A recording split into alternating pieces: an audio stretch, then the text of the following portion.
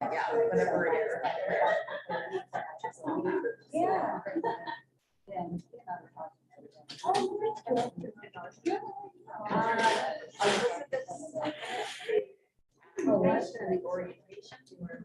I'm sharing some of the stuff you and I talked about. Okay, I'd like to call the meeting to order. At this time, we will begin with item number 2, public comment. Were there any written comments submitted? Thank you. At this time, we'll close public comment and move on to item number 3, workshop. Item A, a review of and discussion of animal shelter updates. Turn this over to Mr. Specs. Good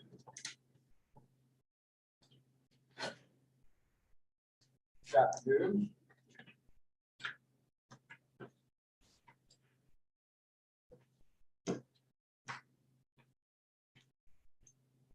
Here are updates for today. Our current shelter population, right now, our shelter population is at 68.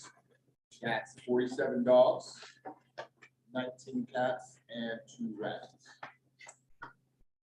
2 live and rats.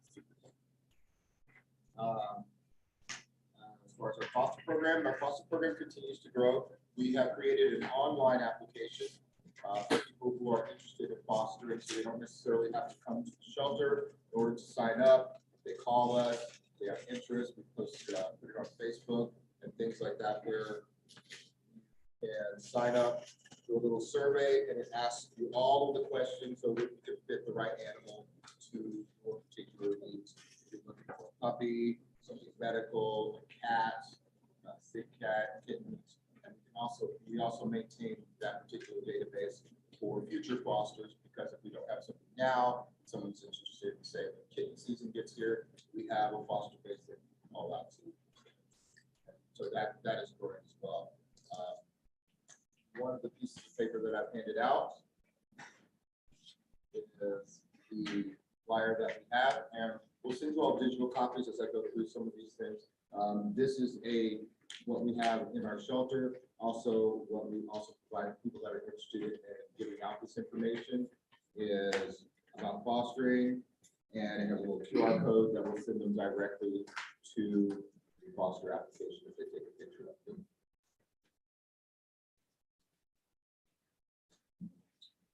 Events. We are doing events. We were at Wolfgang Bakery last month. This month we did return. We're also now at PetSmart. This month we'll be there every weekend. So we have dogs. We've always had cats at PetSmart as well throughout the week. But we now have our weekend events where we are adopting out dogs, sending them on sleepovers, showcasing them at PetSmart as well. So as we grow more locations, we will definitely put that information out for you to share with your organizations. We're looking at other places and other businesses that would be willing to partner with us as we do these adoption events in different places. For example, Whole Foods has that little doggy bakery right there. So you walk in the door in different places. It's all we need. So we're just reaching out to different people, seeing if they have a need, and if we're able to come and showcase our animals to those things as well. We also went to Fan Fest, which was super fun at Constellation Field. We got to see the Space Cowboys, and we had fun walking our dogs around, showing them to the public, and getting them out there on a very beautiful day, and getting a lot of dogs on sleepovers. And the great thing about us being out at these events is that even if they didn't go on a sleepover, some people remembered it. We had them liking our Facebook page, and they would follow, and some of them came back because they were interested that were there, or saw that they were out and about in different places. They did very well. So that's been very successful as well. Yappy Hour will be this Thursday. Yappy Hour is at Dog Park, yes, where we will be having a few dogs where we're walking them around, showing them. We'll have a tent, but we'll be actively moving, getting them some exercise, showing them to some different people. So we'll be looking for us there as well. And that will be happening every Thursday at this month. It's 4:30 to 8:30. What happens when it's dark? We won't be there that long. Oh, No. because that's what, I get, maybe it was the communication to the volunteers said 4:30 to 8:30. We'll be there till 6. Yeah, the event is that 4:30. long. Oh. The parks event is that Yes. long. Okay. Yes. We're going to be there right until 4:30 to sundown. 6. Our doggies are really good schedule. They're probably going to be ready for bedtime at that time as well, as we all will. And so we will get them out there for that really good time when everybody's arrived.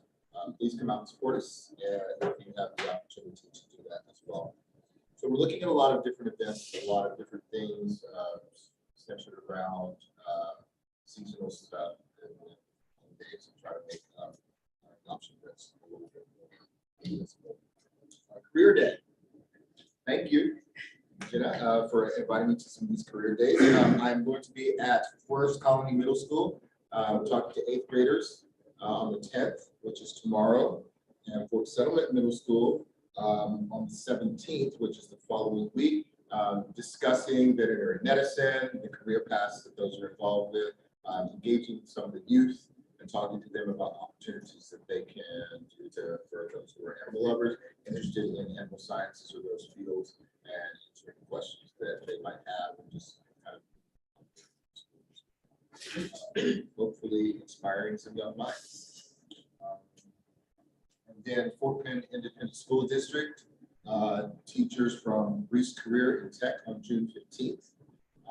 They'll be coming to kind of walk through and do a workshop with us to see how shelter medicine is done, how the shelter is run, and give them a little bit of insight and on-hand experience, and they can take that back to their students on what they see in the shelter and teach them about that. And I'll have more information as that progresses throughout the months.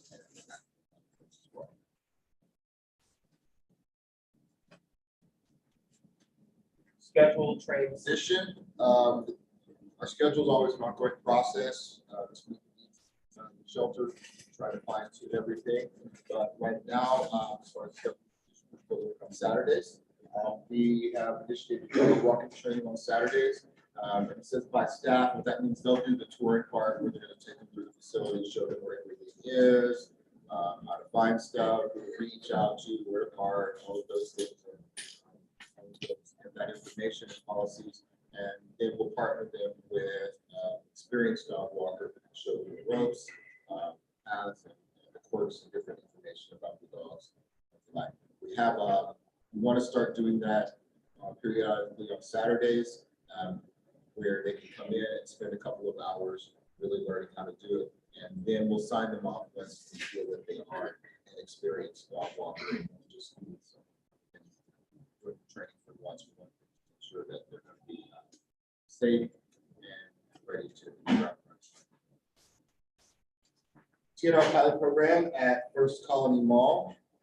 We are still looking at resources and gathering information on different resources we can use to leverage whenever we do hopefully pilot that program. And so I'm looking at different places where we can do spay and neuter, how we're going to be looking at bringing those cats in to get them to where they need to go, and just talking about key points of that pilot program and more information as far as that goes. Social media. Yes, social media.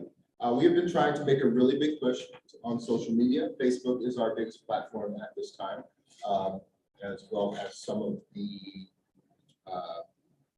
billboards and things that you see elsewhere. One of the big things we've been trying to do is mention our dogs in positive light and letting people know what's going on with our animals. One, we list all the animals that are lost. We try to do that within 24 to 48 hours of them being lost, so that we can get that out to the community and they can pull their resources on Nextdoor, share the post to find the animal and get it reunited. That has been really successful. Many of the animals that we have posted have been shared throughout different neighborhoods, and some people have followed our Facebook post and have seen that animal or have a story of that animal at large, and were able to reunite them with their owners. Blue was reunited, was a big Great Dane who came in, and a lot of these animals came in really, really scared. And then some of our other adoption and social media things that we like to showcase are our fosters as well. You'll see Tabitha on the second one, and then Kane on the next one. Tabitha is currently in foster, so we want to let people know that they're available for adoption and not that they're just in foster and how they're doing. This was doing great with cats. We want to let people know those things. We encourage the fosters to send us videos, pictures, any updates and cuteness that they want. So we post those all the time. Tabitha does great with kids, and we post that. Their son sits right next to Tabitha all the time. So we're trying to get her adopted as well. And then Kane went on just a doggy day out. Someone wants to take our pet and take him and just run them around the park for a little while, or take them home just so they can get out of the shelter. We're going to encourage those things as well. Anything to help the mental health for animals. And then any animals that are lost, sometimes we want to tell their story of how they were lost.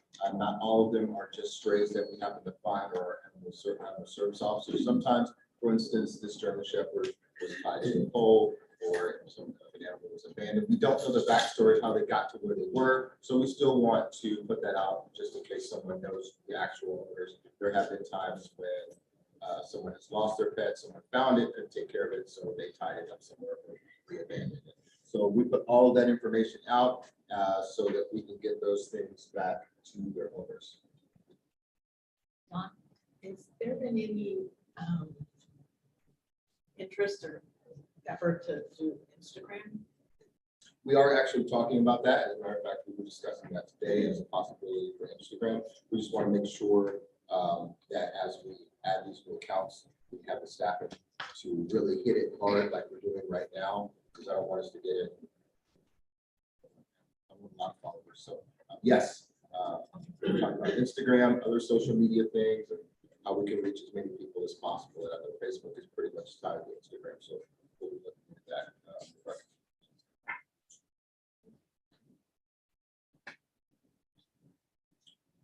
Social media and events. Different things that are going on at the shelter. We had our big freeze, and we had our big freeze.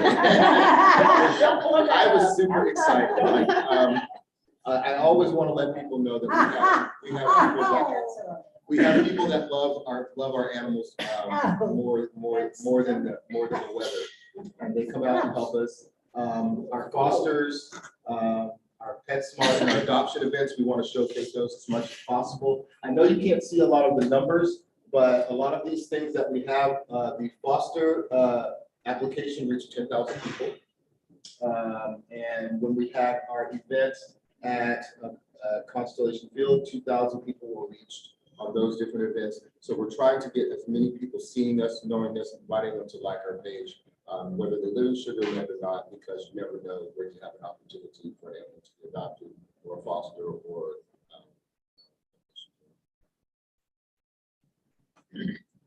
questions. Last month, there was no mention about the board on Constellation Field. I think it's awesome.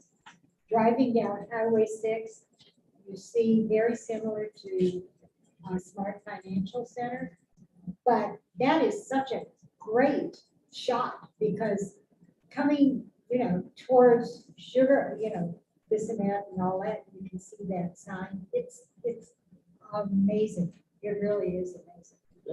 We'll try to keep that one very active. Well, for those of us, like I said, lives on the other side of the railroad tracks. I mean, yeah,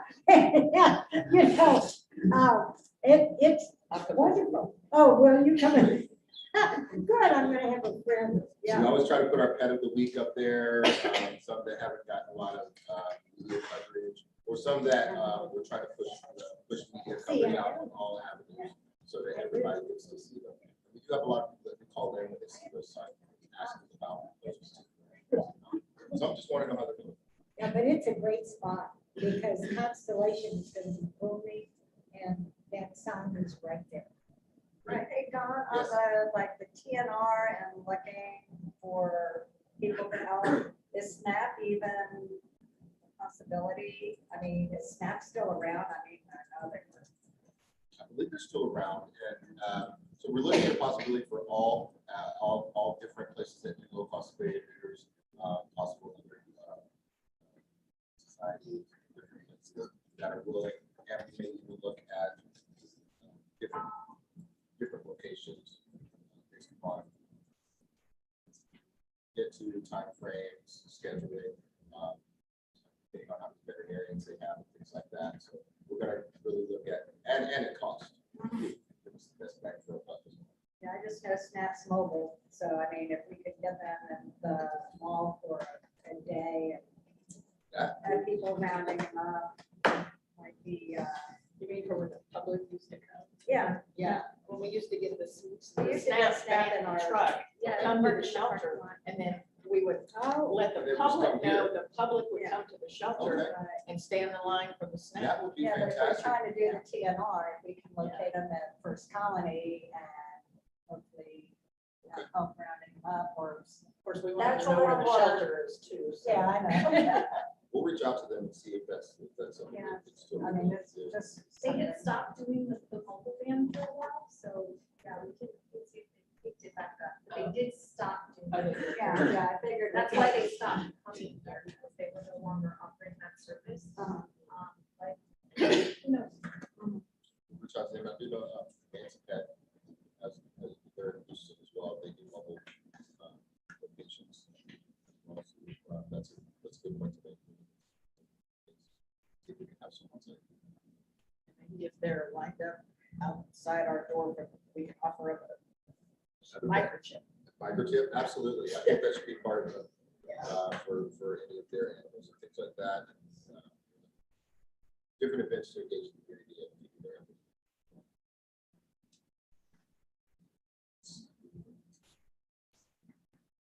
Animal capacity for care. Oh, sorry, go ahead. Thank you. You're I'm welcome. sorry. Now we'll move on to item number 3, workshop item B, review of and discussion on procedures and policies impacting animal shelter capacity. Mr. Spence. Thank you. Animal capacity for care, we're just gonna review some of these things, those data, and then have a discussion on that. In our previous meeting, we talked about animals in care numbers for 2021. Our reported versus recommended capacity numbers, the capacity that was reported and capacity that was recommended as far as the number of animals to have in the shelter. Over capacity for care and what that meant being in the shelter, and discussions on maintaining capacity. Some suggestions that were brought up were robust foster program and marketing strategies and plan.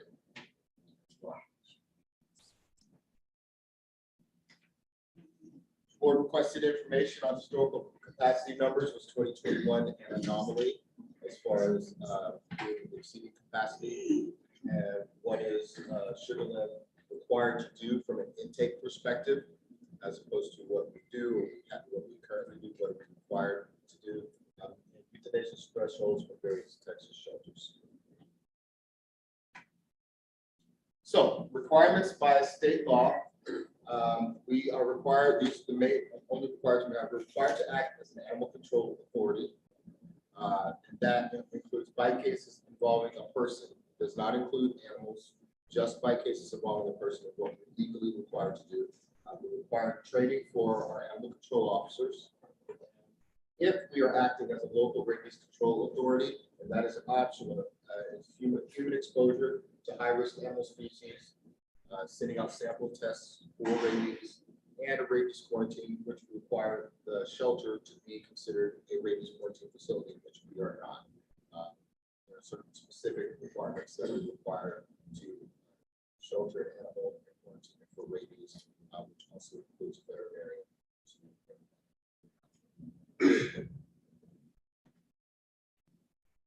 If operating an animal shelter, opposed to just those previous things, humane treatment of any animals in city's custody, requiring to sterilize animals released for adoption, annual inspection by a licensed veterinarian, required animal shelter advisory committee, and facility standards that must be met. City ordinances require the services currently provided, so anything that's in the city ordinance, we are required to provide as well, but that could be amended based on more feedback and city council approval.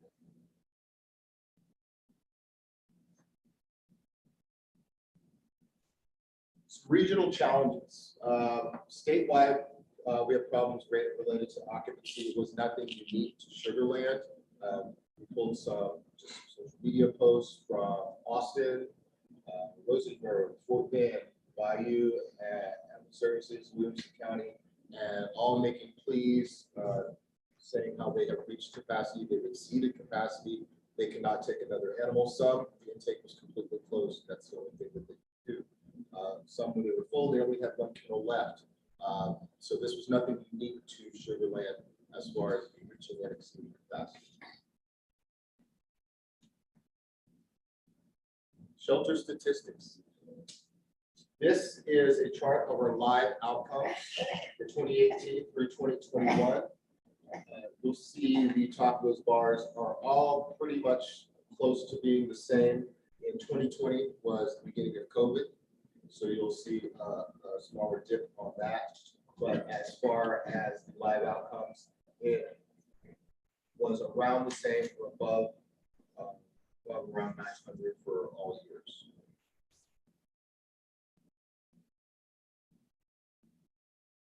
Capacity versus adoptions.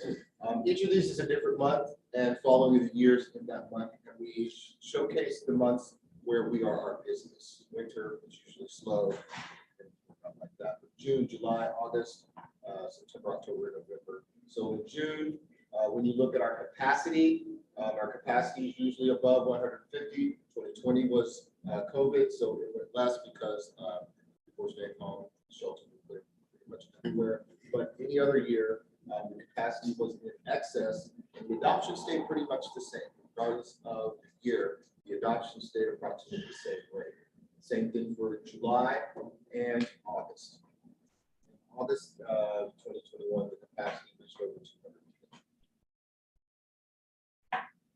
You'll notice in August 21 also that the adoptions were fewer, but it was at that time that we had to transfer animals out to maintain the capacity of the shelter.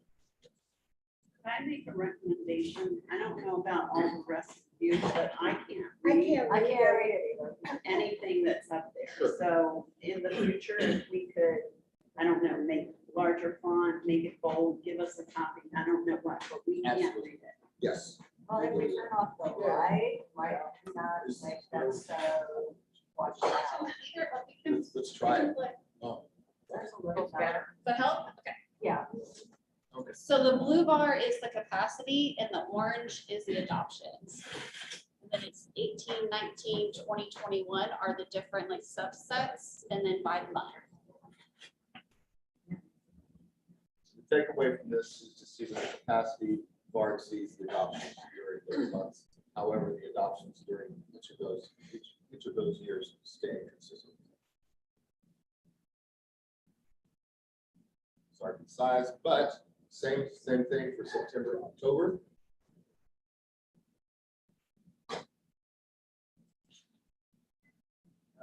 Capacity by species, the orange are cats and the blue are dogs.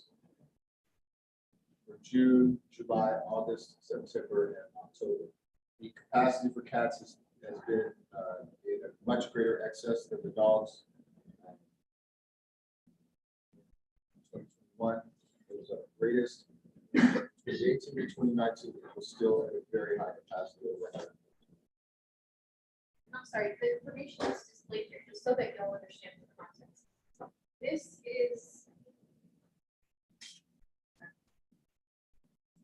is June 2018 to June 2021. So June 2018, 19, 20, 21. July, August, September, October. So so that you understand, because there was a question about how we relate, how the data compared to previous years. And so we wanted to display the information in a way that y'all could visually see what the fluctuations were month by month throughout the years. Right, so 21 was an anomaly. I mean, that's considerably higher than any of the. preceding. 21 was an anomaly, but if you go back to the previous slide, you'll see that throughout the months, Yeah, the adoption rate itself was relatively similar. Where you see the outliers is in our capacity. The number of animals that we had in the shelter. But it always is higher during this much. Do we know how most of our cats happen to come into the shelter? Are they, does somebody call us? Are they, does somebody have them in their yard? How do the cats come into the shelter? I can get you, I can look up statistics, but since they're all strays, generally in the number of increase like that, they either come in as litters of kittens that arrive here, or they are cats that people find, and their own animals were previously domesticated, which means they're able to pick them up and put them into great. Feral cats tend to be the ones that are trapped. And most of the ones that come here for these high months are usually through population and reproduction of cats.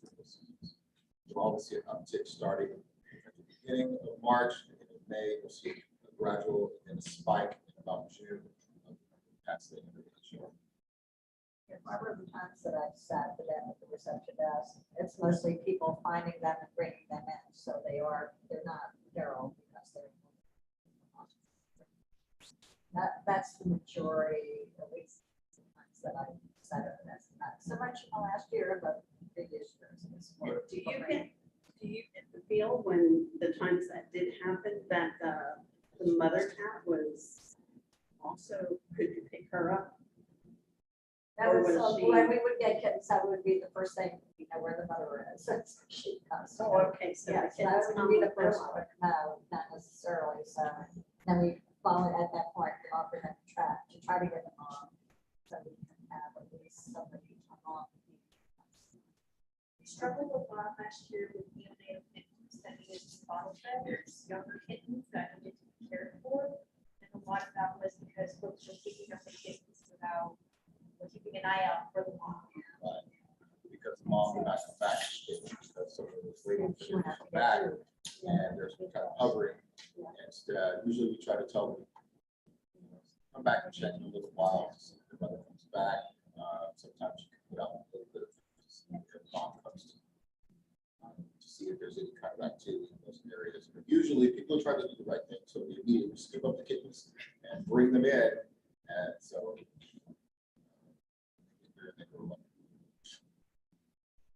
Do you guys have any kind of idea or why the spike is so big for 21? If you look at the capacity of the blue bar for all the money is much higher than in the previous 2 years, and then that first year, the 2018 seems to be a little bit high again, but those middle 2 years, I know you said one was COVID, but still the other one wasn't. So is there any kind of research or ideas what happened last year? Yes, there's been a couple of things that people have talked about in the news media, is that after 2020, people started going back to work.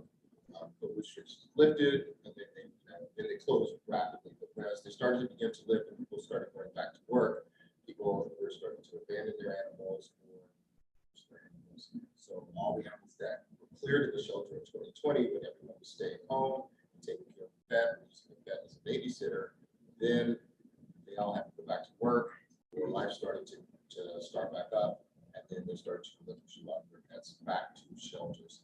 And also, it was last year in February, we have the March freeze, and then so a lot of people were buying animals for that. And we did, as I came in to the shelter, there was a disease outbreak, which prevents a large number of respiratory infections, which prevented a large number of animals from being available for adoption.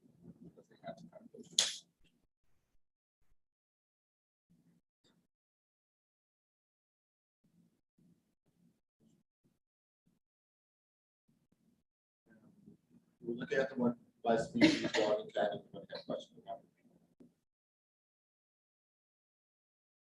Capacity for care, we went over capacity for care, talking about the tools that now describe social conditions and other elements. We went over the 5 freedoms: freedom from hunger, thirst, discomfort, pain, disease, expressing behavior, and freedom from fear and distress. We talked about the length of stay, physical holding capacity, physically hold, be able to handle capacity for care, and staff capacity for daily.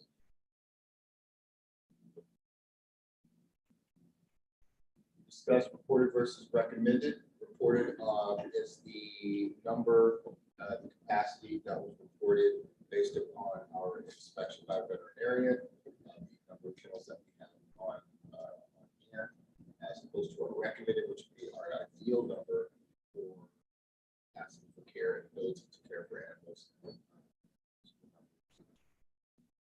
75 was reported, recommended is 50, 43 for dogs, 24 for cats. The monthly average for dogs for 2021 was 45, and the monthly average for cats was 20.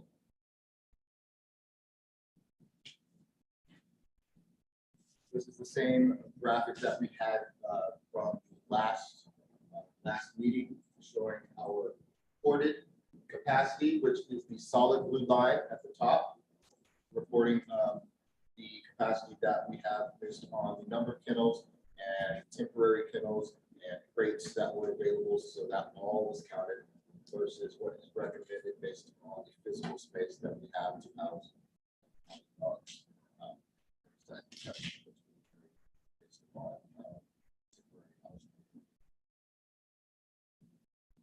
And we have the same thing here for cats as well.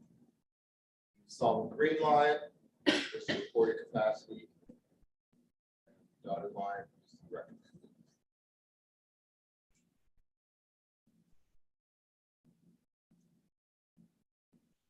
So now, what is ideal? Let's talk about ideal in a world where animals are receiving the best full round of care that they can receive. Talking about having a quiet space, quiet spaces for calm down periods. Animals come to the shelter terrified because they've never left their home and they don't know how to react to the shelter, or they've never been inside of a building before. Quiet space. And then there's meet and greet spaces, spaces for potential adopters, for fosters, for people who are just interested in seeing an animal,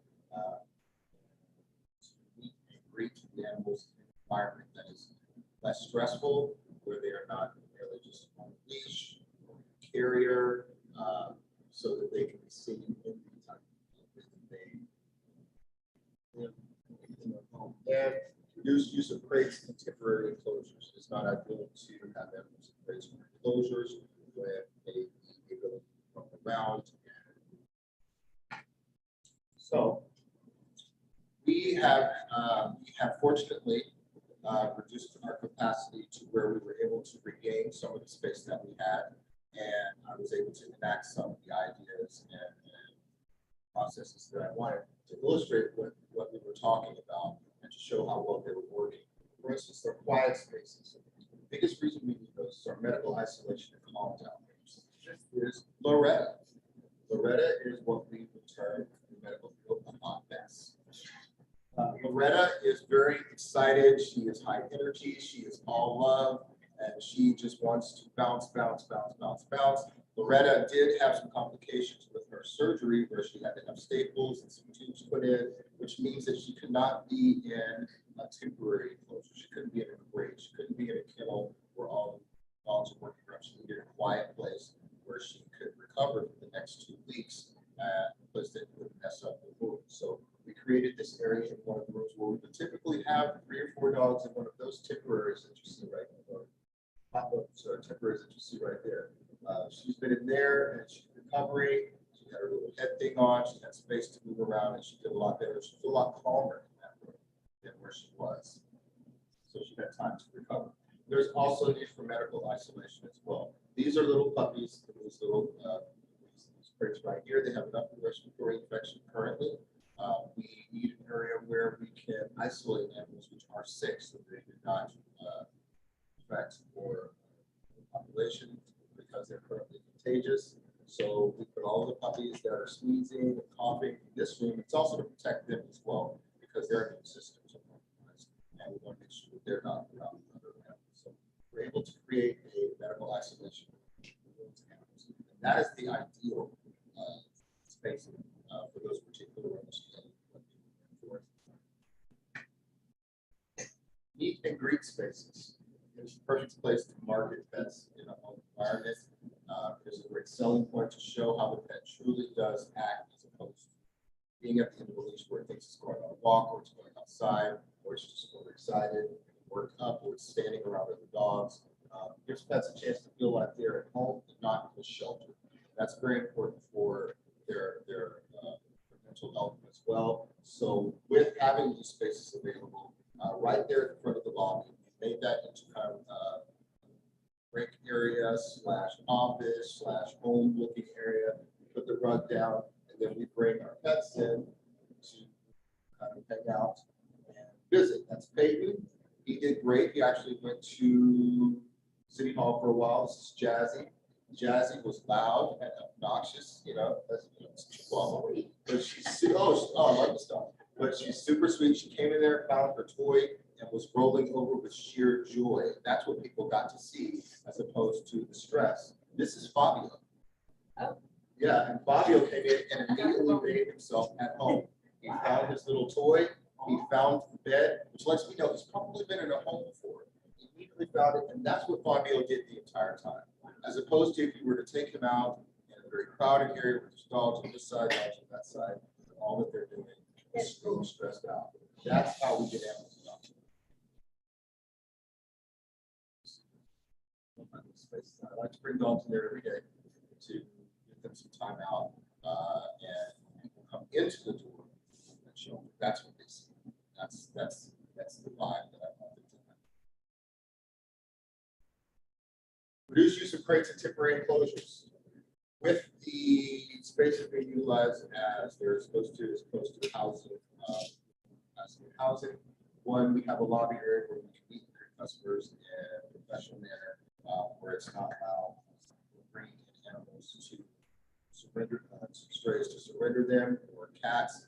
And previously we did have animals climbing on that wall as well, so it's very hard to hear the clients and customers, as well as have other animals in, or even walk animals out that door. It was a very stressful time for these animals because it was constantly busy right there. Here we have that room that we now have right next to the lobby. It's a great place for our vet tech to be able to give information to potential adopters, send home any medications, examine any animals that come in from fosters or sleepovers or anything like that. Also to just give any education and information that they need. It's a very quiet place for also to work up any of the dogs in that area, where many of them have never gotten vaccination, have never been strained. So this is a nice quiet area away from other animals, away from other people, not in the prep room or cleaning, where we actually do the members. And we also use that room as well for our media things. We go in there, we take pictures of different stuff. We invite our volunteers in to assist on different things that we're doing. We have the space to be able to market these animals for media projects as well. What's gonna happen when we get more dogs? Are you gonna have to take all those spaces away, or is that? It has to disappear. We have no choice. That's the biggest thing we're trying to illustrate here, is that our capacity goes to 200% or 300%. That goes away. Then all of the able to do is just. Is that tech room gonna stay over there when Whiskerville opens back, or is the goal to have one vet tech room in each building? The goal is to have one for dogs and one for cats. It helps them separate all the medical stuff and all of the. Also, as far as obviously, it's not ideal to bring them into the cat building. Or as far as sense of stressing out the cats, it's not ideal. Cats over there, so having them separate works really well.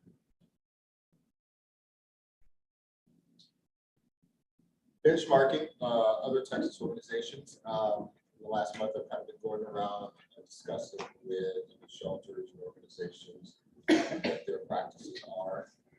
So here are some things that I found.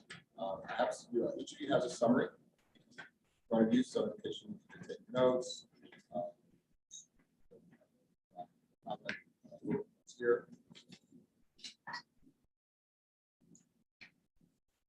501c3 is dedicated to helping the shelter. Most organizations had a dedicated 501c3 that was utilizing focused donations and adoption efforts. They would use them to really focus on the adoptions or bringing in funds, fundraising, different things like that. So it was focused on that specific effort. Many did work solely with that single shelter as well. Was it true that that other municipal organizations also had a 501c3? Yes, they did. Yes, because it gives them the 501c3 gives them a little bit more freedom to make the necessary asks for funds and products and different things that would be considered inappropriate for a municipal. Those things. Amazon Smile. Yes, Amazon Smile, or We just, cannot have an Amazon Smile account as a municipality, yeah, only a 501c3. or just large donations in general. We would have to- That was the original or idea behind that. Yes, we created the Petopia in the event that at some point we did create, or someone would create a 501c3, that could easily slide to the 501c3. Yes, that was the original intent. Foster programs. All the shelters have a foster program in one form or another.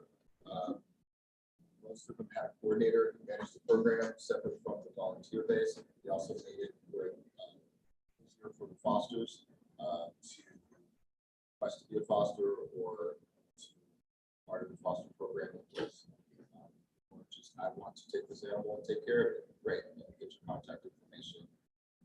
Here's the food that you need, here's the supplies that you need. Reach out to as opposed to making it a long process of verification and things, which turned off a lot of fosters. Focus more on getting the efforts to people who want to take care. TNR program. That's dependent on the ordinance of the city for cats at large, depending on what the actual laws were.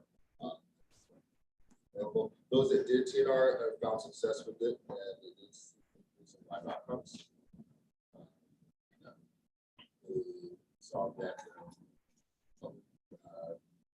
responded to it well. Way as far as the number.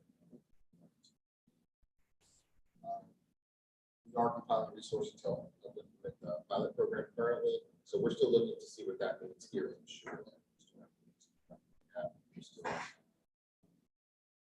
Resources we have to think about before we make it. Can you tell them about, I think it was Fort Bend County that has an ordinance that prohibits cat floating at large? Because that was a question y'all Yes. had about the ordinance and how do you have a TNR and what do you do about the cats running at large? Absolutely.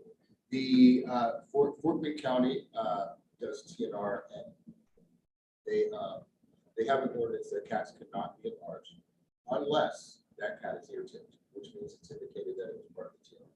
It's part of the TNR program. That's not against the ordinance, and if the cat is brought in and it is ear tipped, released back to where it was found. In that general area, not necessarily on the. But even more than that, don't we have a leash law for cats? Or, They have, yes, and they have a leash law as well. That's So they excluded do? for cats that are ear tipped, Okay, because they're considered part of the colonies. so are we going to do the, we would require some revision to our ordinance to do that. Are we going to go ahead and begin the pilot of the TNR while in, parallel to actually getting the ordinance changed? Not parallel. We have to determine whether or not, through the investigation of the pilot program, bring back the results to this board additional feedback before making any final decisions about what necessary ordinance changes. So this pilot program, the purpose of it is for us to test the waters a little bit, so to speak, to figure out if we were to implement something like that, what would that even look like? You know, so just a pilot program, and then based on the outcome, then we will come back with more permanent plan.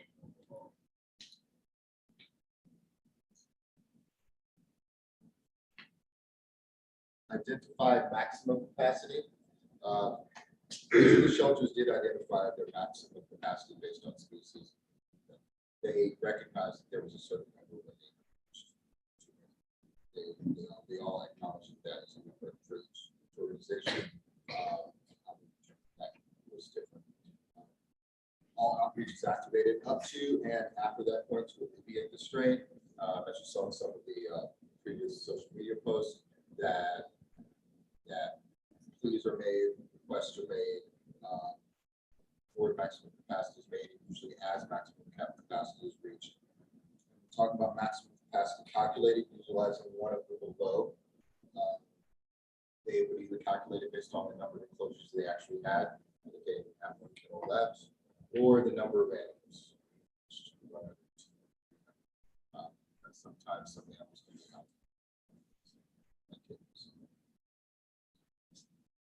operational changes at maximum capacity. And that's we're kind of discussing this with them. All shelters have a plan in place once the threshold is reached. They utilize a combination of options which are detailed below. So these are just options. When I was fielding this question to them, those that chose to answer it, these are what they kind of came back with. Some would cease intake by species until capacity is below the threshold. So that would mean that intake would stop for any strays, for any animals, for any traps, or anything based upon the species. So the threshold is met. Scheduled out intake for future dates until capacity is below threshold. So the request would be that people would launch the animal. Some would provide resources. I don't have enough food to feed cattle. I don't have food. There's about food. Schedule out. And that scheduling out would depend on how above capacity it was. Just to advance some type of deal.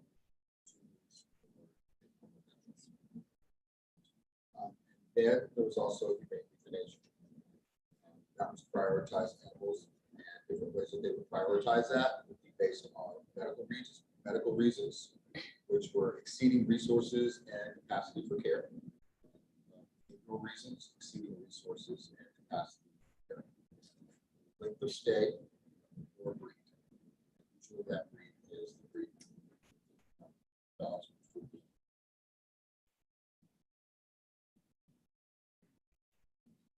Questions?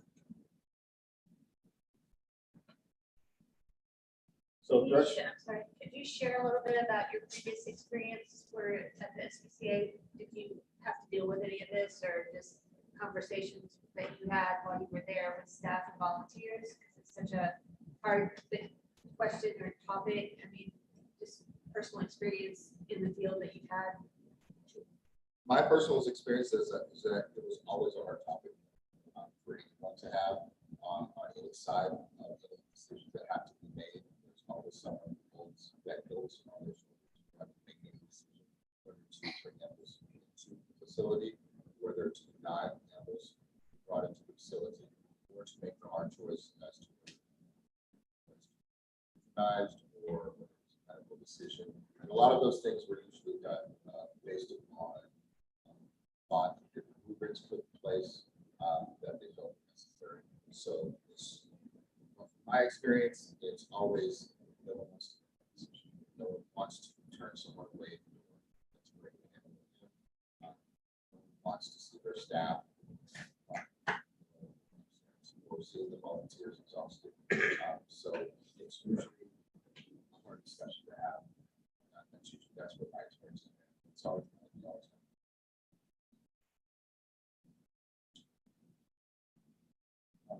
Thresholds for decisions, all options are exhausted. say all options are exhausted. Response transfers to other rescues, fostering, option efforts, social media events, depending on staffing and volunteer participation, try to do as many as we possibly can. Jump to as many fosters, put out emergency calls, jump to as many rescues as we possibly can.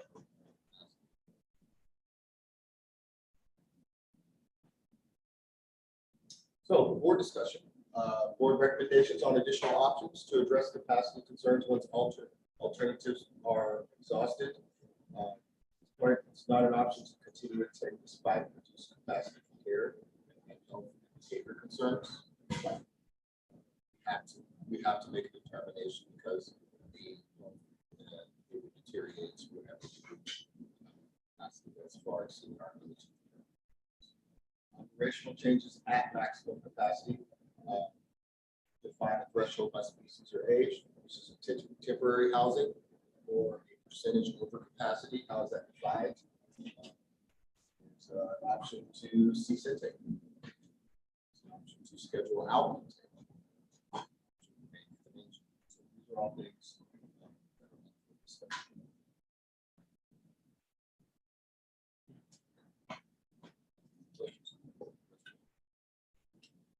Okay, so say we consider like when we get to 90% of capacity. You know, it's 92 slim of a margin to go out, to go ask, really go out, broadcast fosters, we need you to take animals like today.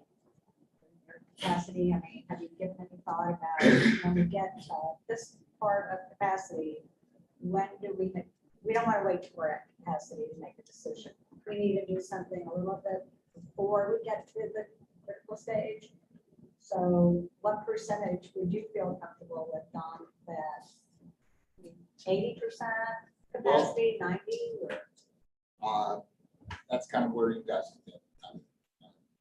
I don't really have a number set in my mind. I'd have to go back and found a lot of the schedule. Or, tell us where on the spectrum you're thinking about landing or what you'd like to see. So we kind of talk that through because it's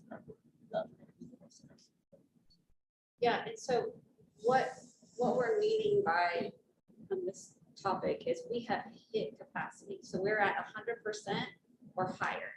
We are already doing the call for fosters. We're already doing the events. If we are pushing out that message that we have either are at capacity or exceeding, but we have to have a plan like everyone else does. We have to have a plan in place of what triggers different mechanisms. So what happens when we hit 100?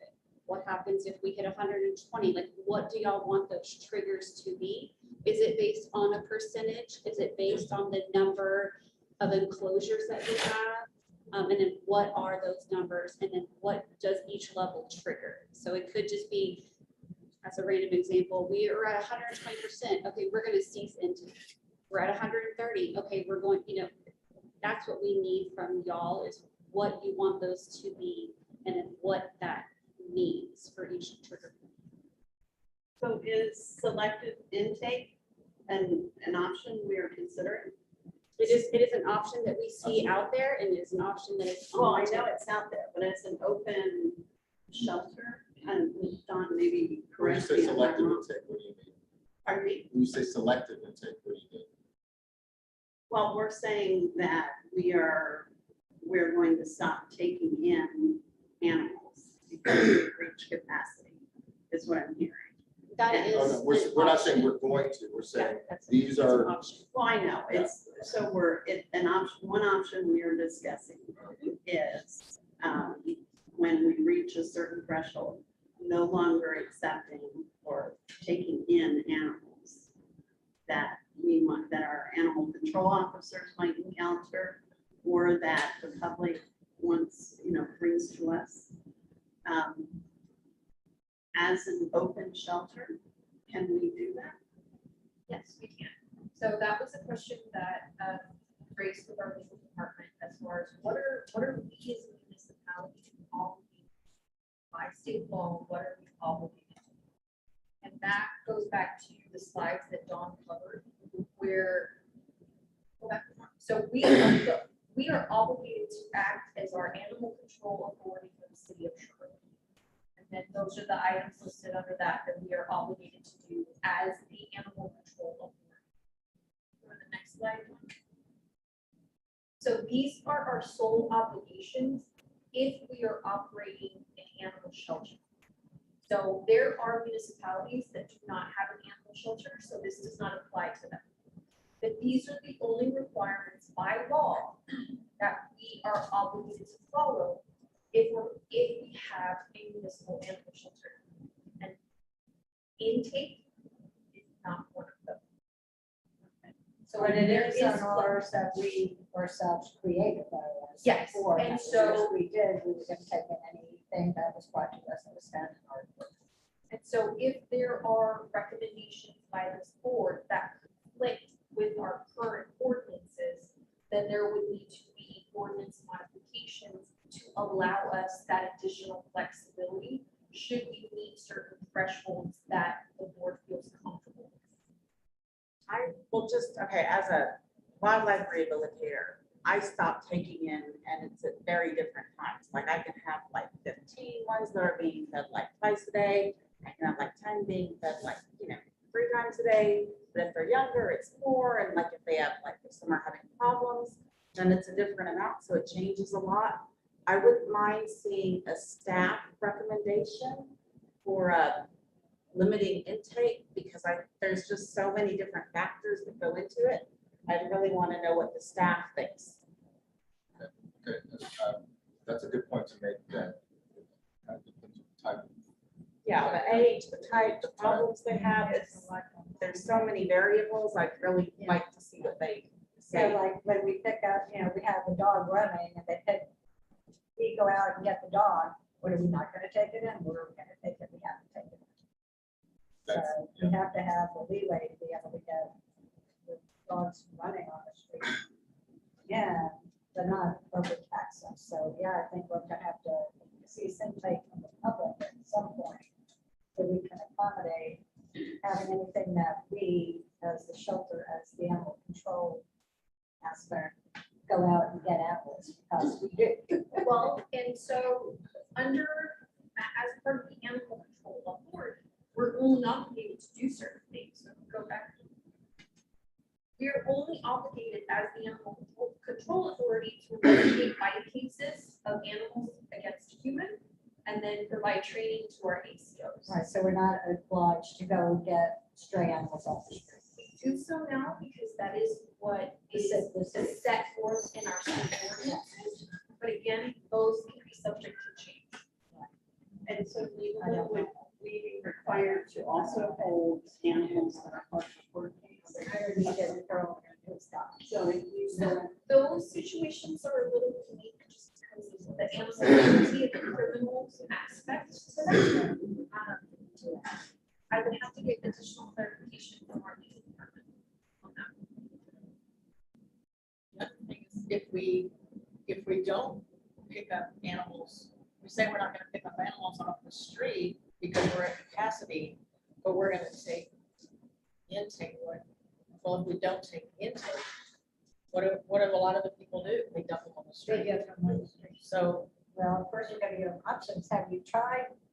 Here. Yeah, They don't want right. the option. Yeah. I know, well, some of them do, some of them. Now, Because a lot of times when I take a call, they go, are you taking in animals? Obviously, they call other places. That's a lot of times I get that as my first question. Of course, right now I'm going, yes, we. Are you in the city? Yes. do we feel, so some years ago, when we were a 4-member, or I guess, 4-member board, there was a lot of talk when we began discussing no-kill. And I guess we were discussing what maybe later became Maddie's Fund Target Zero. And as an alternative to being forced to adopt the no-kill term, which creates a lot of confusion in the public. And so part of that And a lot of it was said, there was a lot of stuff that was said, well, when we get a shelter, we're going to do this. And when we have that space, we can begin to do education, and all these different things were kind of pushed off to when we have a shelter. And it begs the question, do we feel right now that we are doing all we can do to get every animal that comes through intake toward that, say, 90% live outcome? You know, are we doing all that we can do? Or are there things that, like foster programs, that we had put off for whatever reason that was done, you know, that we've now started? Are there other things like that we could be doing in conjunction with these standards? Because I think that it's a dangerous slippery slope to just sit here and begin discussing what percentage, at what percentage do we begin euthanizing for multiple different reasons. If we have not also, if we're not also putting in the work to do those other things that could contribute. So TNR is one of those that, you know, we're seeing all around. I guess that, you know, they say that a lot of the cats that get picked up really do belong to somebody who's allowing them to roam. But they belong to somebody. I don't know that that's true, but that is what our current, the current research says. So TNR would be one of the things that would be an activity that we're taking to kind of align ourselves with that target zero philosophy. And I'm asking, are there other things? Crisis foster care is another thing that I know we've talked about over the years. So we had a case where somebody basically performed medical care on their own because they didn't have any ability to pay for that kind of thing. And they didn't think the animal would be accepted at the shelter. So I guess I know that there's these cases, and I'm wondering, and I think they've been handled the way they should have been handled, but I just want us to make sure, my thinking is that I'd like to make sure that I'm raising the subject. Are we doing all that we can and should be doing in conjunction with establishing a euthanasia standard? I do believe that as an open shelter, you know, if we're going to take aggressive animals and other sick animals that are found on the street that are diseased and have advanced medical problems, I do believe that there's, you know, that those are the kinds of shelters that are going to need to do something with euthanasia as one of their options. Otherwise, we're going to have these animals until the end of their life, and they're just going to be doomed to a cage, which is also not mentally, you know, good for an animal. So my question to all of us is, do we feel, and I challenge us, I'm not trying to be difficult or anything else, but I'm challenging us all to think, have we all done, and have we as a group done everything that we should be doing in conjunction with this establishment of this rate? And I'm okay with establishment of a rate for certain conditions. I just feel that I want to make sure that I'm raising this question and that we are moving in some great job at doing more and getting us out there more. There's always room to grow. There's the Instagram, there's the TikToks, there's more things that we can do to help promote our animals and get them out there. But as our intake and capacity grows each month, as we get into these heavy months, that then reduces the time staff has to focus on those things. It pulls staff from doing these cute little videos of animals because now they're cleaning like 5 hours a day or 6 hours a day. So there's a balance that has to be kept, and the things that we love to do to help promote deteriorates quickly as we see spiking of the number of animals coming.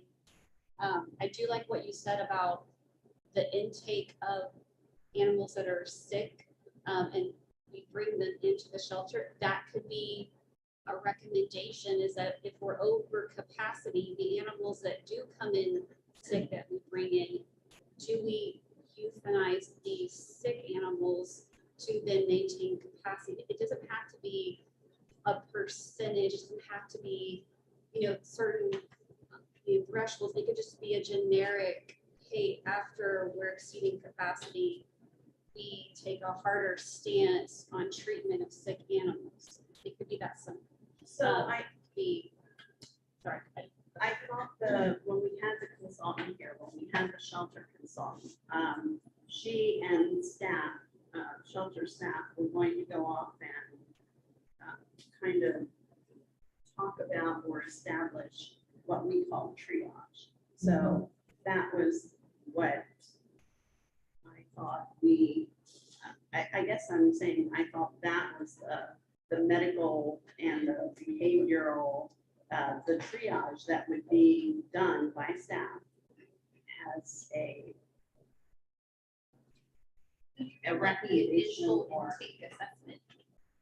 This was more like, so we're talking about if we bring in a sick animal, if they have something mild or minor, then maybe we find a foster for them if we don't have capacity, as opposed to euthanizing.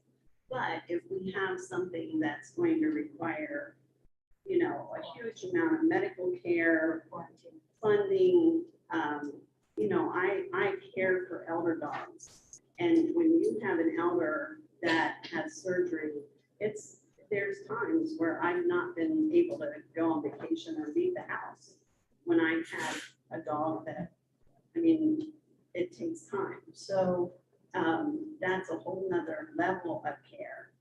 And so staff, Catherine and the consultant, and I think there was one other person who went with them, and they were going to do this, what we all call triage. And they were going to come back with this kind of criteria. And if I remember, I don't know, they had 3 levels or something like that. I don't remember all the details because that wasn't something we dealt with. That was something that, they were going to go over the shelter and talk about. But that, when we talk about sick, as opposed to just saying, okay, we're at 120%, so we're not going to take any sick animals. There was this triage, maybe that in your 120%, there's an animal who's more ill than this one that you're bringing in which case, do we make a decision which of those, we keep, or do we just, because we're at this capacity, anybody who's in is in and anybody who's out is not? That doesn't exactly, maybe that's not. No, the best that's decision. good. It could be a determination based on sickness. I don't recall what you're talking about. I was here through that quorum study, so I don't remember anything on triage, but we could look for it, like go back and look in the notes. I have all the Does anybody else information. remember what I'm talking about? But I don't remember us ever approving or walking through a I'm not triage. you. I'm not you. I can't put it, I can't remember it exactly, but I do remember them talking about like a triage evaluation. Yeah, and But that could be Sick something that behavior. Dawn could work on and bring back for y'all to see. I've been a part of discussion with medical practice. Establishing those protocols so that not just subjective thing like that day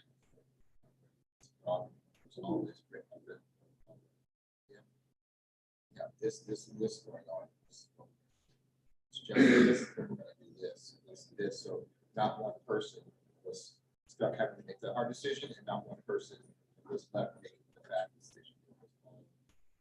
Put together by both by a veterinarian and myself as the director. So that type of have to make those hard calls. And that staff have to make those. It wasn't just a different call based upon who was working that day and who was talking. That's a good point to make because it may depend on what our resources are. It might be about spacing, it may be about treatments. It might be a thing that is usually fixed by 3-hour calm down period as opposed to modification.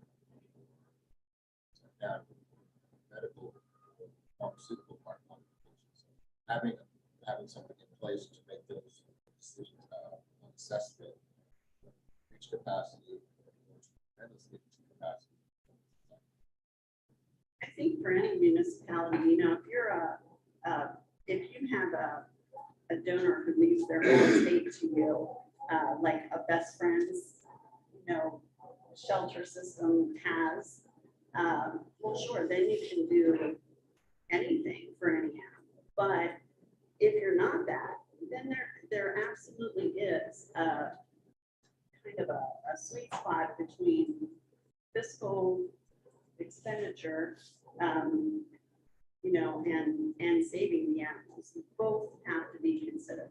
And we certainly don't want to go back to when, before Catherine was hired, the police had responsibility for animals here. And they had X number of cages, and when those were filled, then they either brought one out to put that one in, or they just euthanized. And that was a very bad look. So I think we really need to be careful that we're making decisions that are based in fact and the right decisions, you know, that your average person could understand and get behind and support. Part of the partnership is that we have to kind of residents.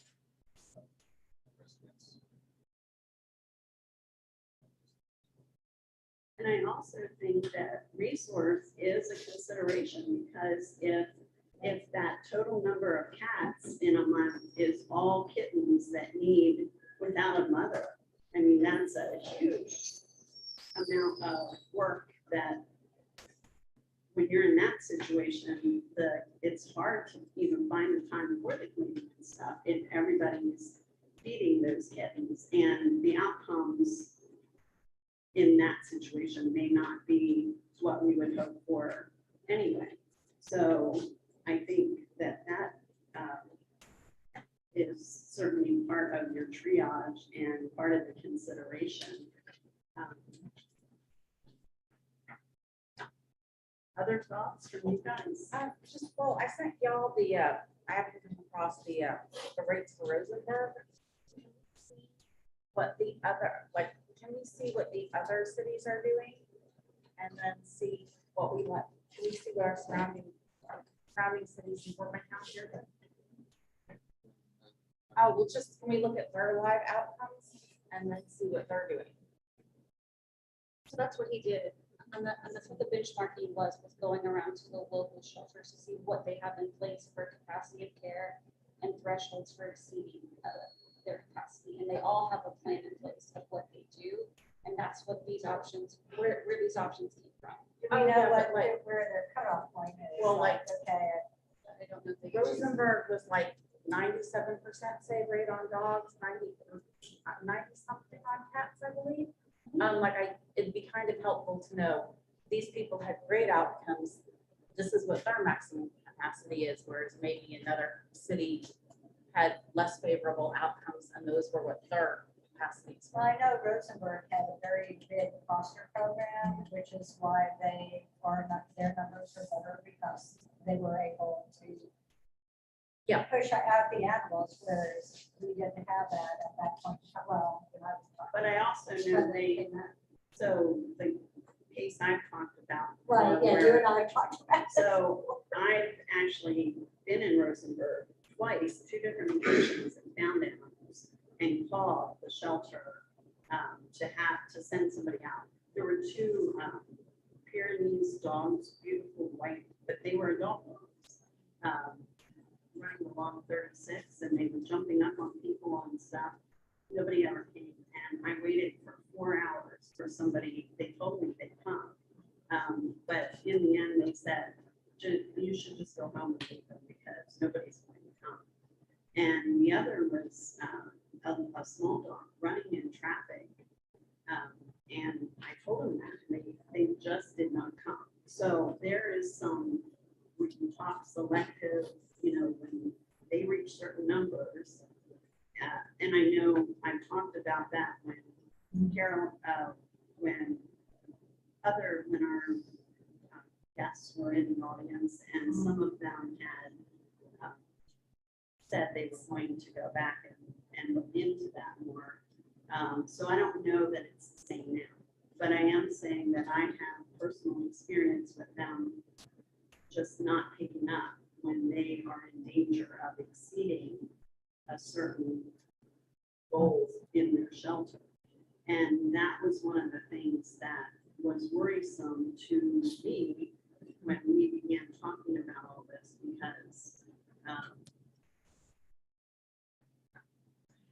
We don't want to get to the point where we're not picking up the phone.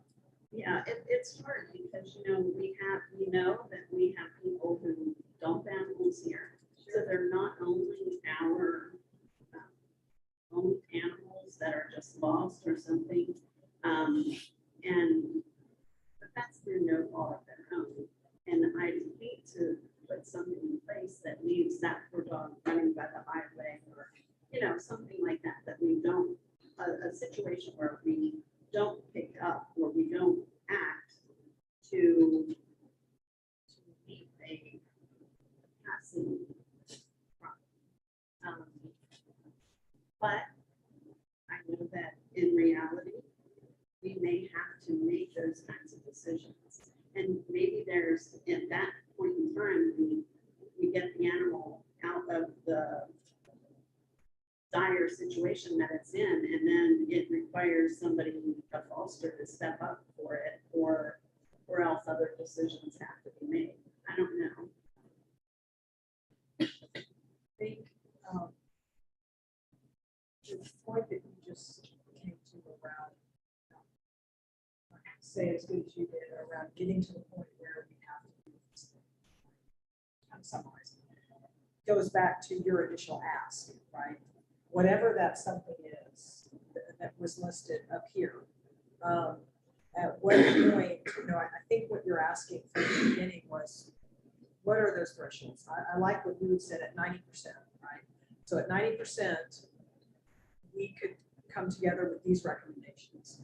Then at 100%, if the recommendations at 90% doesn't work and it gets up to 100%, then we, flip the switch on these recommendations. And then at 120% or 130%. So I think a baseline would be to, like you've initially kind of started the dialogue with, what does that look like? I think preventatively, it would be around 85 or 90. I liked it when you said that. Then I think the struggle is going to be, I know for me, is going to be, what is our recommendation at 80%? What are the difficult things that we have to recommend? So I would start at 85%. So before it reaches a problem, at 85%, we're going to do A, B, and C. Then at 100%, we're going to do D, E, F. At 120%, and then at 150%, we've got to cut everything off. So I think if we can identify what those benchmarks are, then we struggle with what are the triggers, right? What is the difficult decision that has to be made? And then I would like to ask one question, went way back to what you said, and it's probably something that's in the works, but is the city considering or attempting to, or maybe already in the process of formulating a relationship with the 501c3? That's something we're looking to establish. Okay. Want to make sure we do it the right way. So Right. so that we can. Personally, I want to ask for all magical gifts that I can get. For every animal. Like really, like, that's what playgrounds, I'll ask for, and I will ask for everything. But we want to make sure we get the right 501c3 in place.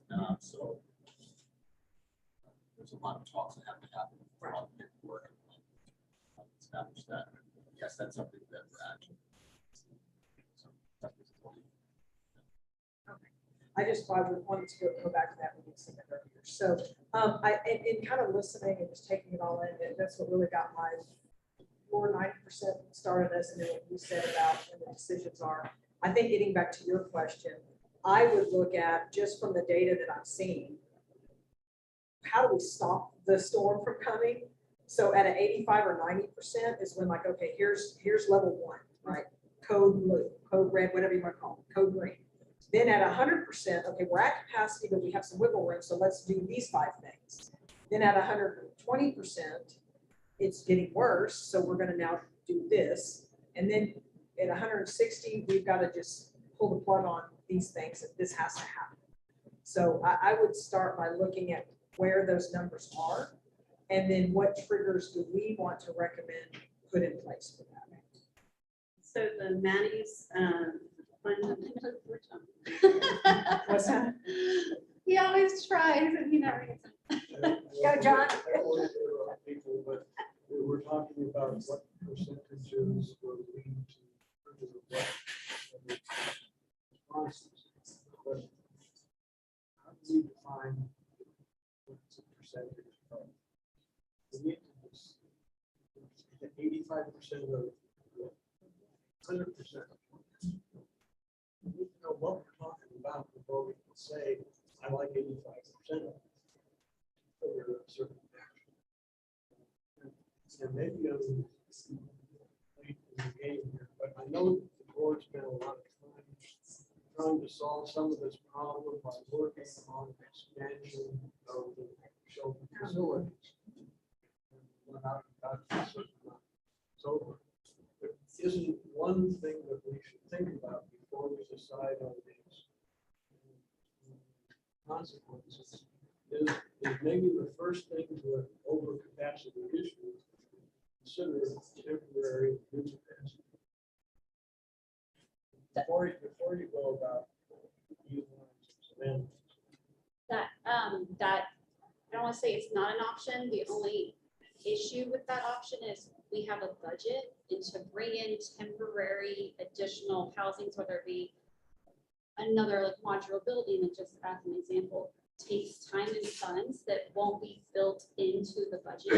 It then gets thrown in with the other contingency requests that are throughout the city, so we compete for those funds.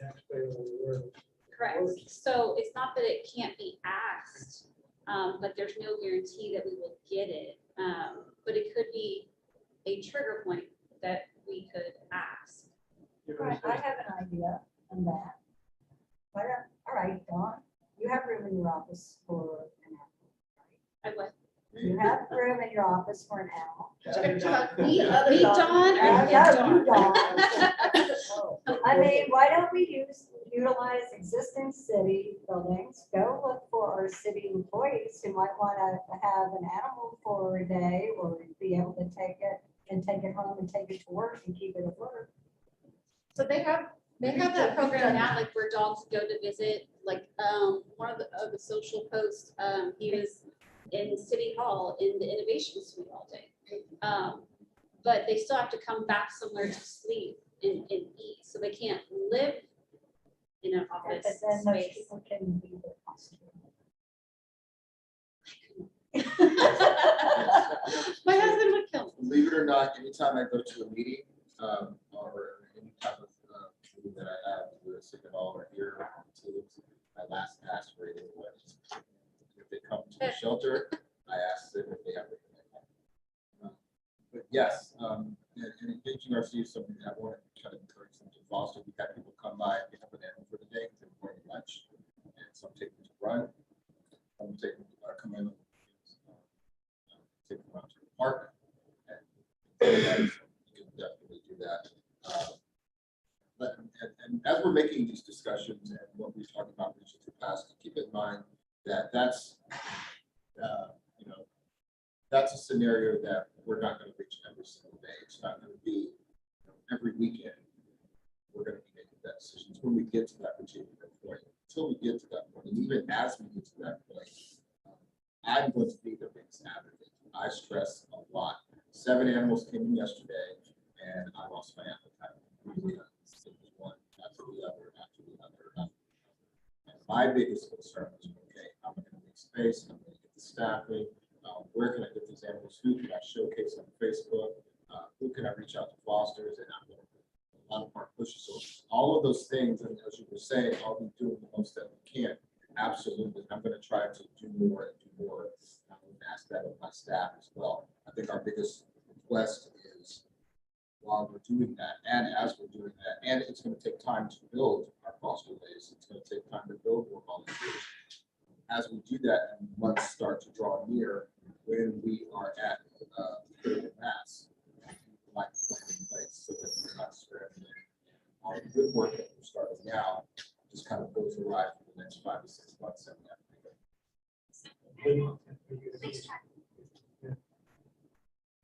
Some of these graphs looks as if there's some definition of full capacity. Sorry. We're looking already beyond it every day. We've already passed critical mass. Yeah, and so I don't want to, my knowledge, we have just because of their some places I would be voting for and try to get temporary buildings and such before this city decides to do that. And if you start thinking of instituting different programs to relieve the pressure when we reach 100%, if we're already at 100%, we need to figure out what is really our capacity. Is it the 24 dogs, 43 dogs, 45 that we now have, or is it maybe 50?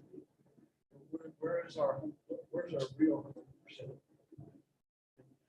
Then how do we institute these things?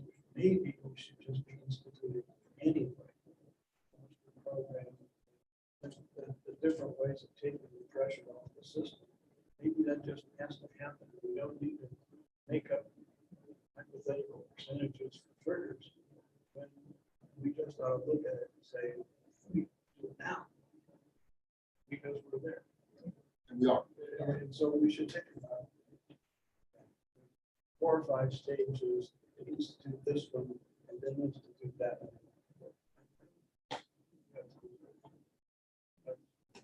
Well, it goes back to what John said earlier, showing the pictures of the rooms and how we're utilizing them now, because we don't have temporary cages in every room and down the hallways and all that. Is that the number that, what number should we use? And we can bring back numbers like what we have now versus what we had when we had temporary cages lining the halls and in every room. Is that what we're gonna say is capacity, or is it that we're gonna maintain certain spaces? Because we can keep putting cages everywhere, but that's where we need to know when it becomes, we're not utilizing temporary enclosures. Because that was one of the options to, yeah.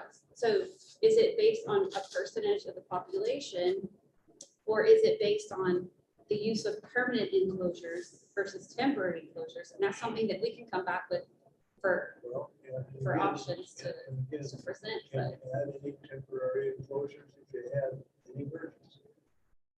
Mention of some way. Or what is the capacity for the staff to take care of? Staffing Yes. is the other thing. Staffing's a big issue because we can keep adding, but like we said, when we were, how many hours a day were we having to clean? So there was no enrichment, no more. I mean, it was, we were doing the bare minimum just because we were spending all of our time caring and cleaning for the animals, and that's not good.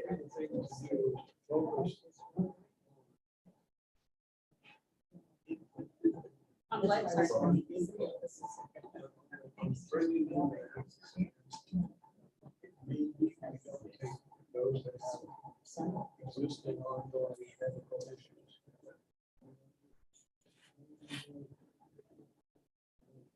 Maximize our effort to out and make interest in new ones, but having set our capacity, decided where our use ought to be, and hopefully we will reach that equilibrium by managing income needs rather than to artificially move. Has anyone talked to city council? I mean, obviously, we're not getting our building anytime soon, but do they realize that we may have animals on the street that, not that we're not gonna pick them up, but just putting it out there to them, you know? What if we're over capacity and we have to leave dogs running on the street?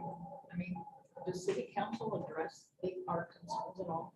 So the advisory board is created for that like bouncing off mechanism for us to come to you to get options. And then those options then go to city council. So it's like y'all are the first stop because you are the advisory board. But then any changes and recommendations that are made here or suggested and recommended then do go.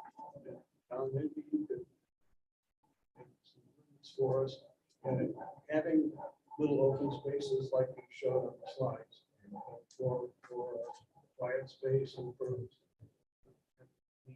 that sort of thing. What is your real maximum capacity with those features that are really important? That's what we wanted to put among other things in the new building that we are in. But, and then what is your real maximum? Existing staff and all the space we have.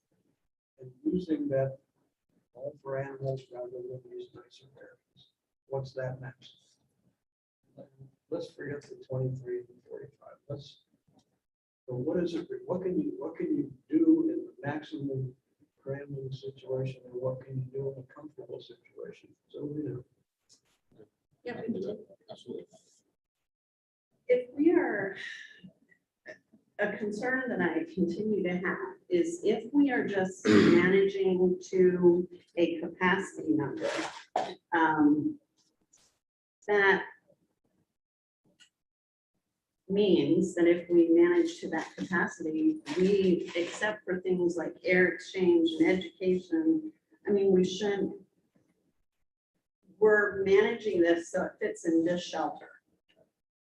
Well, that's what we have now, right? So even if we get, say in I forget the timing, in 3 years, if we do get a new shelter, we'll still be managing to capacity.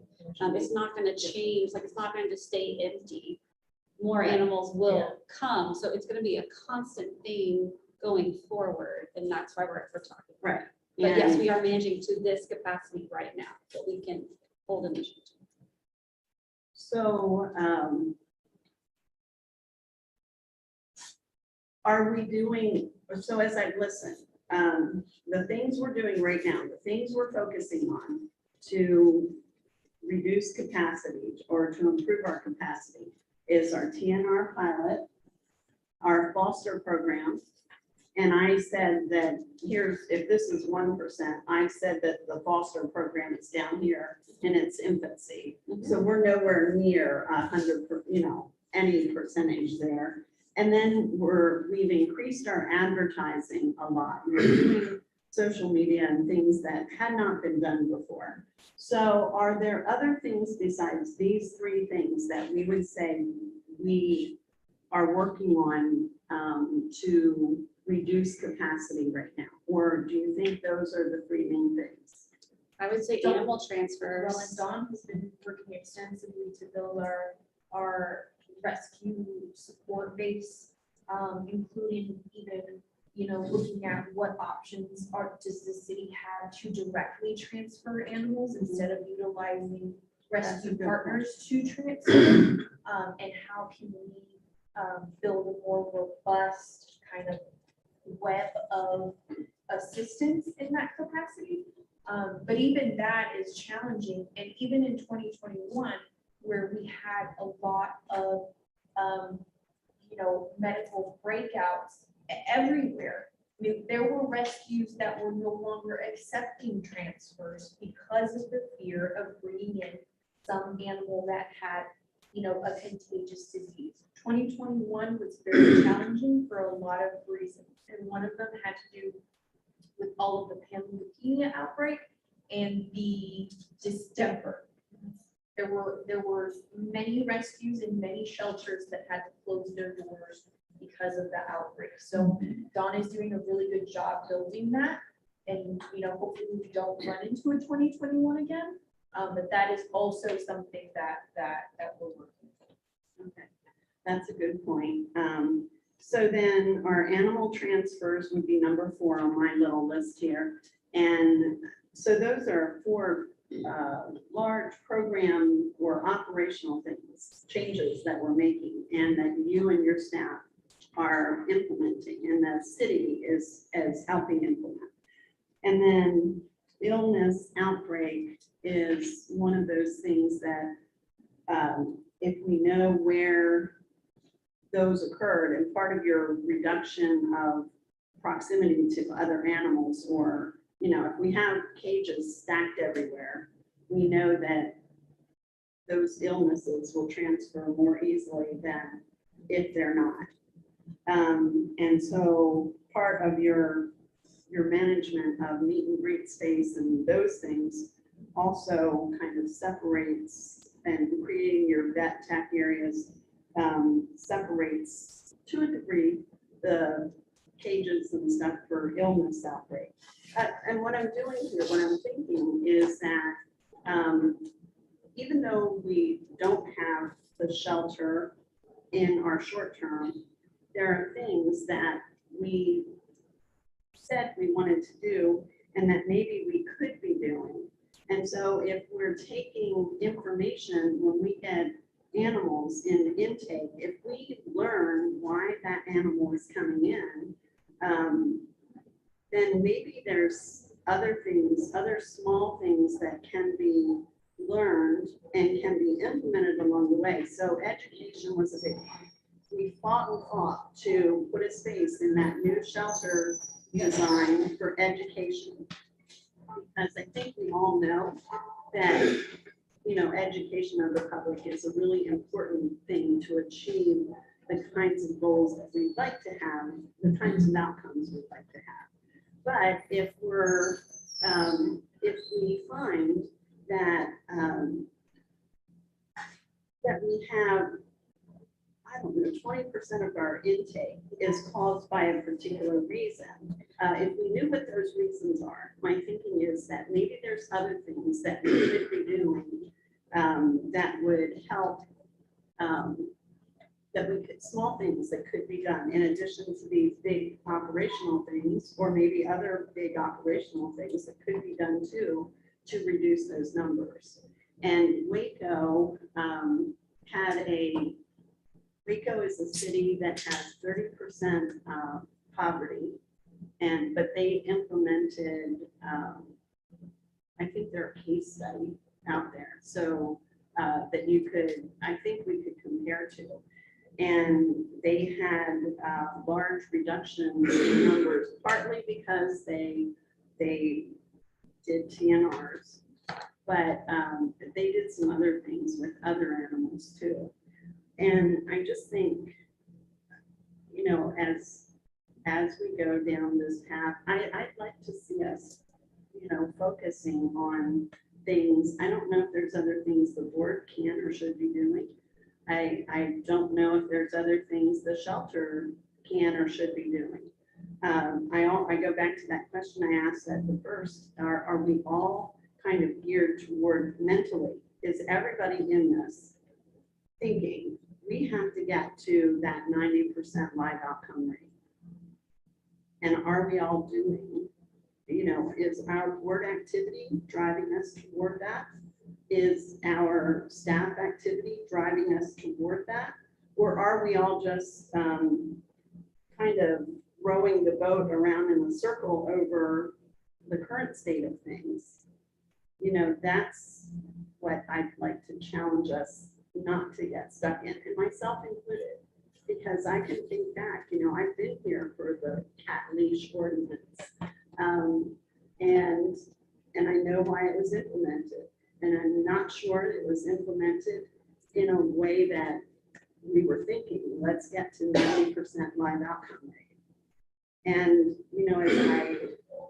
well, that's it. I want to be the voice of challenge. I want to be the voice of those animals and say, are we all thinking in that mentality? Because I think we should be. I think if y'all can ask for the temporary housing on your end, then we can talk to the board on our end. And we can definitely talk to our neighbors, talk to the board. And if we find out our capacity and limit our intakes, then maybe we'll even get some more momentum to get that temporary housing and ultimately a shelter.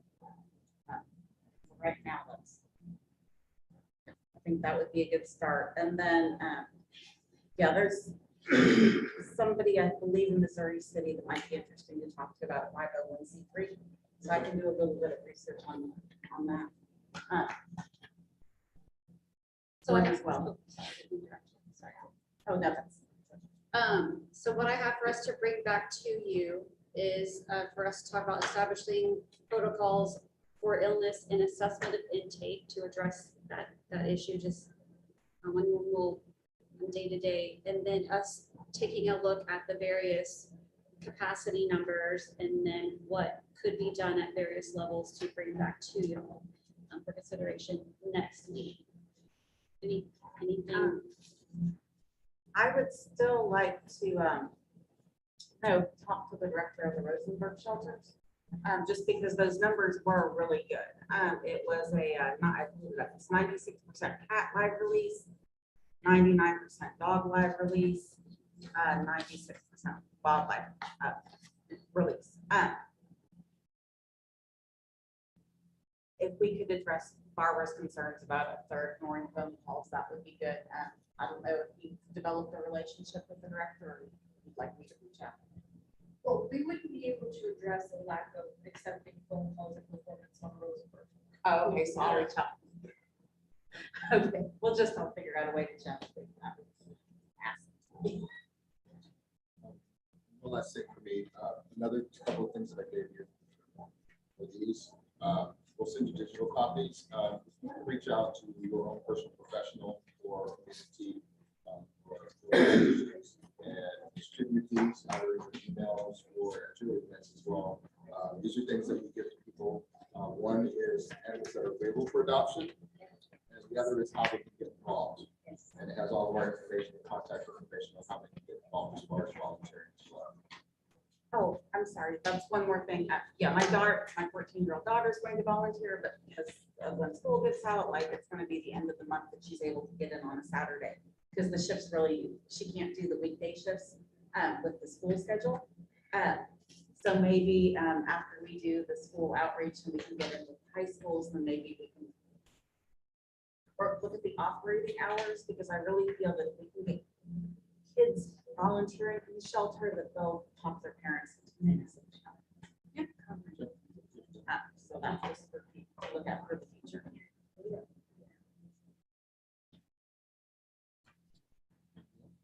Thank you, Don. We'll now move on to item number 4, Director's Report. Item A, program updates, upcoming agenda topics, and review concerns. I'll turn it over to Don Step.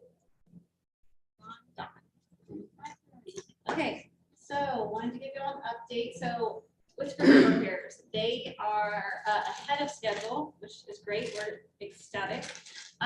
So I forget the date they're turning it over to us, but then we're gonna have to do some cosmetic things inside, like repainting and such. So staff is working on that, but we are hoping to get Whiskerville back open, but it will be sooner than we expected, which is great. Recognition of staff. So I wanted to let y'all know we had an email that came into the city manager in January, and it was from a former city council member, but she wrote in because she was so impressed with the staff that responded. So I'll just read it to you because it's kind of funny. And so this morning I was awakened to a 30-pound raccoon, which got through my air vent and fell into my master bedroom. To say I was having a major heart attack is an understatement. I think I would be in the same boat. I called animal services and Sean Shea took my call. Mike Davis was there within 10 minutes and Sean Shea came for a backup 3 minutes later. Neither of them knew who I was. Both were extremely patient, even with me being a crazy hysterical lady, and extremely professional. I'm always amazed of the talent at the city of Sugar Land, and these two deserve to be acknowledged. You have an impressive set of guys there. Thank you. So I thought that was a good note. We did recognize those staff in our department meeting, and we're going to be giving them a special treat this coming department meeting on Monday. Oh, did you ever get that, John? Oh, sorry. I thought you mentioned it. So we love getting recognitions like that. So just want to make y'all aware of that one. So board member requests. I did get an email about bringing back Yappy Hour, which is our volunteer like recognition event that we've had pre-COVID that I guess hasn't happened since COVID. So we are in talks, John and Nicole, about planning a Yappy Hour. So we will hopefully have that information for y'all very soon. We already discussed Jenna's, the graphic she sent in was this, and I can email it out to y'all because I know you can't really see it, but she was requesting that is there something that we can do to create a graphic like this as well. So it just has, it's basically their numbers. So it has, you know, a cat with the number adopted, the number transferred, the number reclaimed, and the TNR, euthanized, can't read it backwards, passed in care and lost in care. We have not done infographics in the past. So that will be a topic of discussion that we can bring back to talk about in March in regards to the numbers of how we want to handle, post, and distribute numbers. So we'll talk about that in March. Are you doing that to the public or? So or just, where are they going to use that? This was provided by the A possum rehabilitator, Christy Norman posted it because she takes most of their possums, and I think she probably will take ours too. But yeah, just because they have the possum as their infographic, so if we do something similar, I'd like to see. Better be careful when you start talking to the public about numbers, because I was assistant director of Alabama Wildlife Rescue for 10 years, and you've got to play the public really close to the chest, or you're going to get information out there and they're going to misread it. And it could throw a big monkey wrench on it, because it happened to us in wildlife rescue in Alabama. correct. And so we have not put this out prior to, and so that's why we want to have a conversation with the board to see, are we maintaining that process? Are we changing that process? So that will be a discussion that y'all can have. Review Well, you concern. could get it into the wrong hands, and then, you know, Robin could request it, but it gets into my hands. Yeah, being Italian, it'll go negative. I mean, you know, so you better be careful. And we do respond to open records requests and provide numbers, but it's not something that we post on social and put out on infographics for. So that's just a conversation that we'll have. So some concerns that have been brought forth since our last meeting. So we did have a concern because an animal in January was accidentally locked out of their run in the cold. We have resolved that issue, that we've spoken to staff, and we have processes that we have in place to check to make sure all animals are locked inside and not accidentally left outside. I wanted to make y'all aware of that for transparency. Volunteer recognition. Oh, that should have been, sorry, previous slide. We had a complaint about the Better Impact. So Better Impact is the software we use for volunteers. It seems that some volunteers cannot see schedules. And so we are working with the community engagement division, is someone who helps us manage that software, so we're working to resolve those issues, so volunteers can see all the shifts available to sign up and see when they're scheduled as well. Oh, I'm sorry, I remember that. So the volunteer recognition was again, bringing back the happy hour. So we'll be bringing that back. I hope y'all also see on all of our social channels, we're pushing appreciation of our volunteers. That cold weather post, I think it's great. I loved it. So we're going to continue to have, I know, I'm sorry, to put you front and center, but it was a great post. And That's we'll so continue- cute. Yeah, you look good. all bundled That's what my up. brother said. But we'll continue to do that and recognize our volunteers periodically, just to show our appreciation. And with that, just a reminder, some upcoming agenda topics. So after we get through the capacity for care, we will be coming back to talk about donations, continuing to talk about the TNR. We'll be coming to talk about some wildlife management and trapping, and then also the shelter options. So talking about maintaining a city shelter, do we move to a regional shelter, that partnership with the 501c3. So all of these topics are coming at the next, maybe not all in the next meeting, but as we continue to move forward. And with that, I will take any questions. Can y'all out? I'll hand that back to you, Dr. Cox. Do I have a motion to adjourn the meeting? Second, Second. thank you. The meeting is adjourned. Thank you all for coming.